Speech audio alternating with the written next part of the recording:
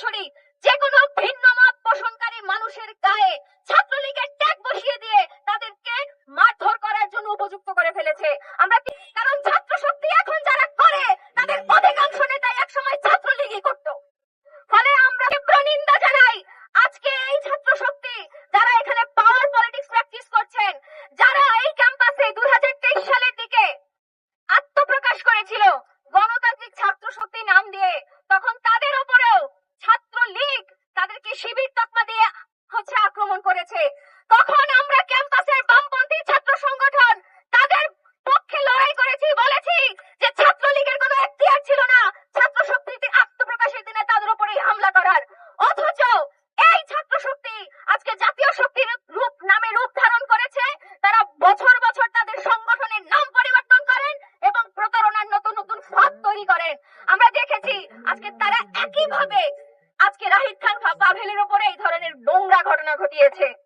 ফলে আমরা স্পষ্টভাবে বলতে চাই, আমরা যেমন বিশ্ববিদ্যালয় থেকে ছাত্রলীগের যে সন্ত্রাসীরা ছিল তাদেরকে আমরা বয়কট করেছিলাম, তারা যারা যারা সত্যিকার অর্থে প্রমাণ সাপেক্ষ পাওয়া গেছে যে তারা হামলায় যুক্ত ছিল সেই তাদের বিরুদ্ধে আইনি পদক্ষেপ গ্রহণ করার জন্য দাবি করেছিলাম। কিন্তু ছাত্র শক্তির নেতাদেরকে কখনো দেখবেন না যাদের নাম সেই সন্ত্রাসীদের লিস্টে এসেছে, যাদের নাম সেই হামলার সাথে এসেছে, সেগুলো নিয়ে তারা কোনো কথা বলে। আপনারা দেখবেন না যে এই যারা প্ল্যান করে আন্দোলনকারী শিক্ষার্থীদেরকে আহত করেছে, বুলেট ছুঁড়েছে, নানান রকম অস্ত্র ব্যবহার করেছে, তাদের বিরুদ্ধে ছাত্র শক্তি কোনো আন্দোলন করে। তারা আসলে কেন এসব বলবে? কারণ ছাত্র মনে করি এই প্রতারকদের আমাদের চিনে রাখা দরকার এবং এরা প্রত্যেকে এক একটা সন্ত্রাসী কার্যক্রম করে, এই সন্ত্রাসীদের আমাদের চিনে রাখা দরকার। আমরা বলতে চাই, আমরা কোনো সন্ত্রাসীদের সাথে আমাদের একাডেমিক লাইফ শেয়ার করব না। আমরা কোনো সন্ত্রাসীকে ঢাকা বিশ্ববিদ্যালয়ে সন্ত্রাস কার্যক্রম পরিচালনা করতে দেব না।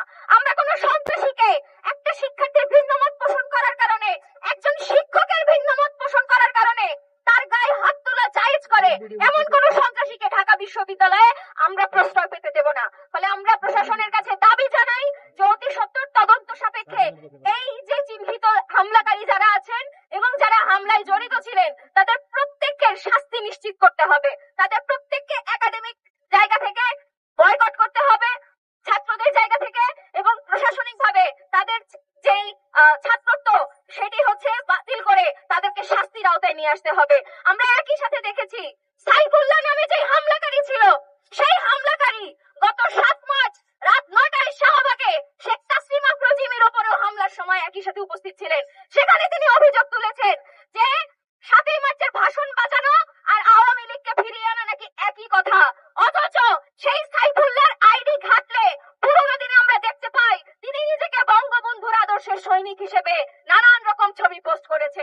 ফলে আমরা স্পষ্টভাবে বলতে চাই, এই প্রতারক, জুলুমবাজ, নিপীড়ক সন্ত্রাসীদেরকে আমরা ঢাকা বিশ্ববিদ্যালয়ে দেখতে চাই না। আমরা অতি দ্রুত এদের বিরুদ্ধে শাস্তিযোগ্য যে পদক্ষেপ সেটি প্রশাসনকে গ্রহণ করার দাবি জানাই এবং একই সাথে বিভাগে বিভাগে যেখানে এই ধরনের নব্য ছাত্রলীগ, নব্য সন্ত্রাসীরা গজিয়ে উঠবে তাদের বিরুদ্ধে একসাথে ভয়েস রেজ করার জন্য আমরা শিক্ষার্থীদেরকে আহ্বান জানাই। সবাইকে সন্ত্রাসের বিরুদ্ধে ঢাকা বিশ্ববিদ্যালয় এই প্ল্যাটফর্মের সকলের পক্ষ থেকে আবারও শুভেচ্ছা জানিয়ে আমরা আমাদের দাবি জানিয়ে আমাদের বক্তব্য শেষ করছি।